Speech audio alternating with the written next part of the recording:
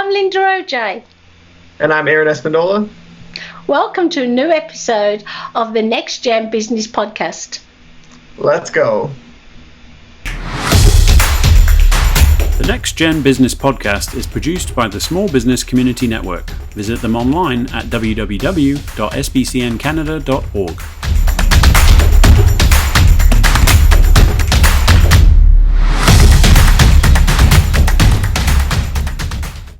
So Linda, how's your day been today? My day has been phenomenal. I'm getting really busier with my business. I forgot the name of what I do. Business consulting clients. You see, I was born a blonde. No, I wasn't really. But today I took a day off to go and see my daughter, Melissa, in Acton. She wasn't feeling very well. She's had a few issues after, her grandchild. So it was lovely to be able to go and see her. And then while I was there, I used her office for some of my work. And I hear you've been to a tournament of sorts, Aaron. Yeah. This week's been pretty busy because I had my exams last week. So I'm still recovering from all that. And then I had a soccer tournament for the Guelph Men's League on Monday, and we ended up winning 5-0. So we're on to the semifinals, and that'll probably be next week. So if any of our viewers want to come to it, just come to the Guelph Lake sports fields, and I'll be there playing soccer. Oh, I think we've all got to go and see that. But today, we're actually, for our viewers, we're extremely fortunate because we have a special guest on this episode. Her name is Kendra Harold. Hopefully I didn't mess that up.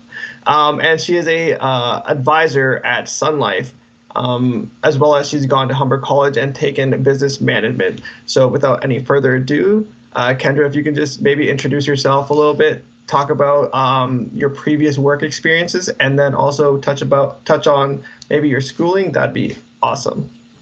Of course. I just want to say thank you so much for having me on the podcast, guys. It's really delightful to actually get a little spotlight on me. So basically, I'm an advisor with Sun Life. What we do there is we deal with people's life insurance, disability insurance, critical illness insurance, pretty much any insurance other than your car and home. We also deal with your investments, your RRSPs. That's what I'm actually currently studying for as we are speaking. Hopefully I'll finish my exam up soon.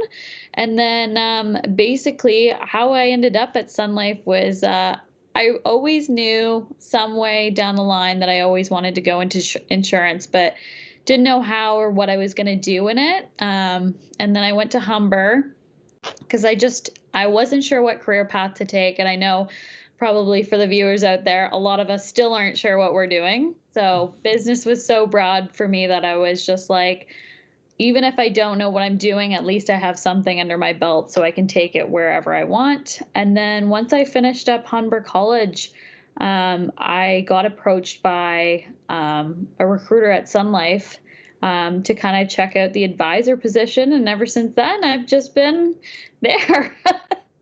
So, first of all, why did you choose Humber College? Is it close to where you live, or was it the programs they were offering? So I actually chose Humber. I was supposed to go to the States for lacrosse, but I didn't end up going. But I still wanted to feel like I was kind of in the States. And if you live at Humber Lakeshore, it's very much like I call it like a little sorority village almost, because it's all close knit and it's just like a U, and that's where all your classes are. You don't really have to travel anywhere. So it was perfect. Where is Humber College? Just for our viewers, I totally forget where that is. Yeah, that's okay. So there's, I think, 2 campuses. There's one in the north end of Toronto, and then there's one legit right on the lakeshore there, called the Lakeshore campus. And did you live on campus, or did you have to commute in, or did you pay the high Toronto prices? So funny enough, first year I lived on residence, which was expensive for the meal plan as well. But then me and a couple of the other girls that I'd met, we found a house that was, I think, 5 minutes away from the college, and I think we were paying maybe $900, which is outstanding to just be right there on the lake. So we ran for that. So I believe before you were an advisor with Sun Life, you had something to do with sports. Yes. So before I was an advisor with Sun Life, I was actually playing dodgeball at Humber. For those who don't or who aren't involved in extracurriculars, I would definitely recommend it. It's just more fun and you get to meet tons of new people and it's easy to network, actually, funny enough, through that. A lot of the people that I met there were either in business or something else, or their parents or somebody that I knew. And they're great now for referrals and stuff like that. So it's definitely worth your time to go and join a little sports program. But I chose dodgeball just as a little joke with my roommate, and it turned out to be something great that was a travel team, and it was ridiculous. Yeah, it's really funny that you mentioned being involved into recreational activities outside of school. I think that's really important for a lot of the students there to be part of that, like student life, I guess, community, right? So that's where you just network and meet people, and you never know what kind of opportunities present itself. So I was actually wondering, you went into residence, correct, for the first year? So me and my buddies are having a debate, being like, should people that go to university or college spend the extra money to go into residence, or do you think living at home will give them the same experience? I personally think that going in, I missed out on that opportunity, and I'm really sad that I wasn't able to be part of that, because I would have met a lot of people and I would have had a lot of fun. But you went through it, so I was just wondering your take on it. So I definitely think it's definitely a back and forth between this. I would say introverts, obviously, they sometimes won't get as much out of it as more of an extrovert, or like an introverted extrovert. You know what I mean? Yeah. And it just depends. I feel like the group you're in. I definitely found that I found so much value going to actual residence, because you had residence nights and you had all these people that you met on your floor, and then, oh, look, they're in my program too. And then it was easy to go to lunch, breakfast, dinner, like you could just drag somebody out. And then you also had obviously the partying after, but you were able to socialize with so many more people, and who knows if they brought friends, right? And then it was just easier to kind of grow your group. So I would definitely say it was worth it. And how did this help with your current position, the career path you've taken? Because you mentioned networking, which is brilliant, because obviously, you know, we're part of a small business community network and we want everybody to know this. So I guess that helped you with your team and with your colleagues at Sun Life. Yeah, I would definitely say even with like a new job too, once you go somewhere, it's not even just being in your town. If you were to actually go somewhere that's like you're living strictly just on campus, you have to make your own way. You have to make your own friends, find out what to do.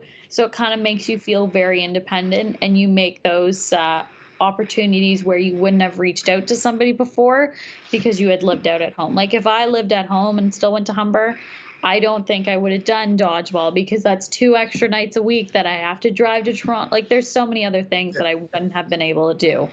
But how does that help with Sun Life? Do they play dodgeball a lot? You know what? It's funny to say that. It doesn't help that way, but reaching out to clients and whatnot, a lot of cold calling, sometimes we do that, or even just getting referrals from other people. Like if you don't know them, you're still gonna, if you're not a people person, then it's not gonna work very well in order for them to trust you, especially with money and stuff like that. That's pretty hard. It's a hard sell for people. Yeah. One question that I have is, first of all, do you still live in Toronto, like the city that you went to college in, or did you move back home and then get a job there?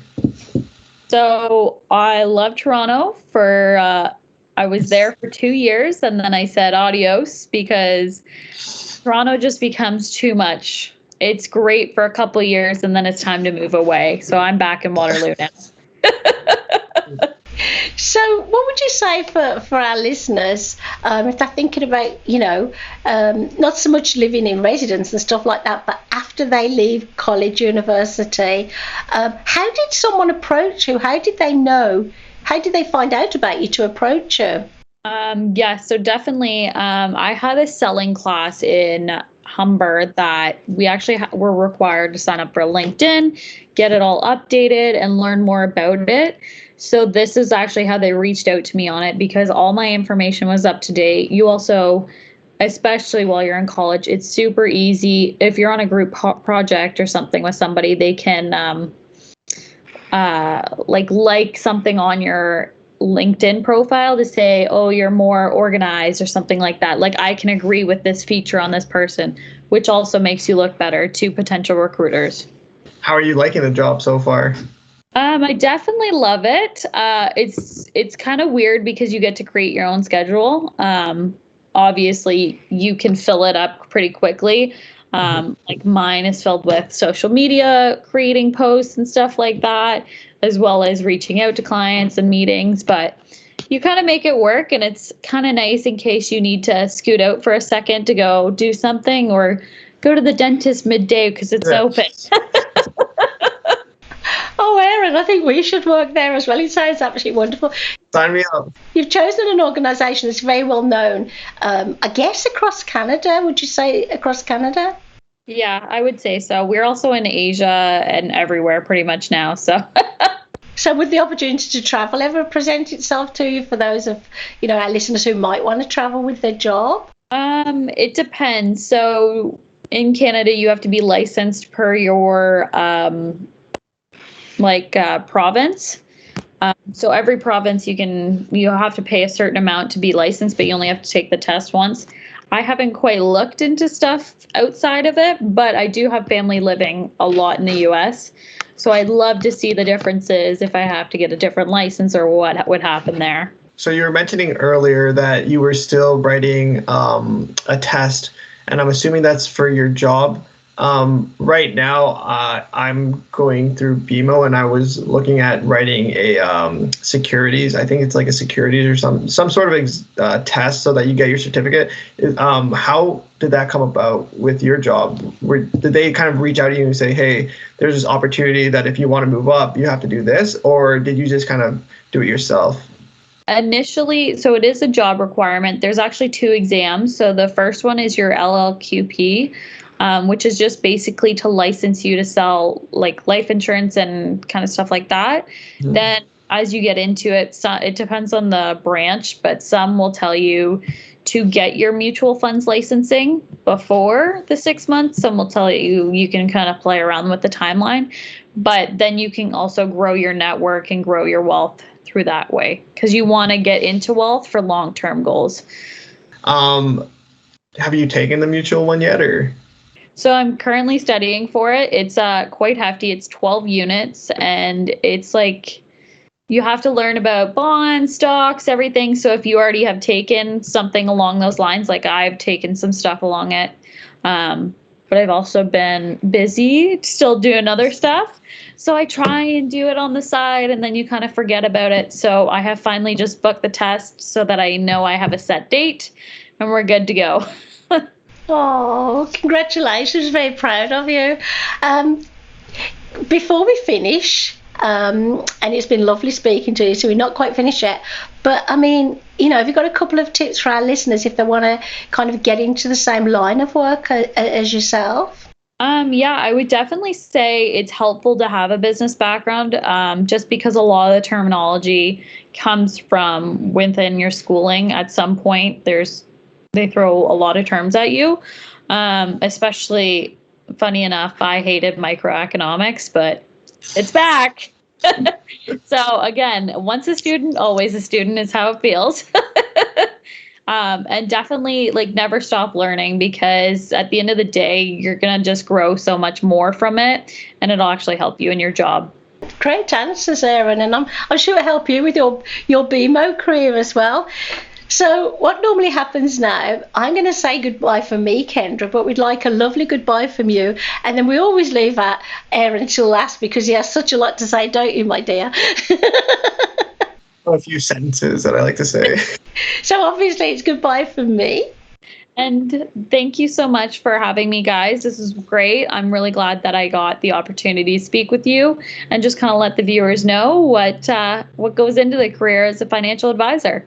Well, Kendra, we loved having you on the show. And then for anyone else that wants to be on one of our episodes, just make sure to send us a DM on Instagram or on our website at the Next Gen Business Podcast. And that's going to be .com for the website, and then just the username for Instagram, as well as YouTube. Make sure to hit that subscribe button, like, share it with your friends, and until next time, thank you. Thanks for listening. Check us out at www.nextgenbusinesspodcast.com.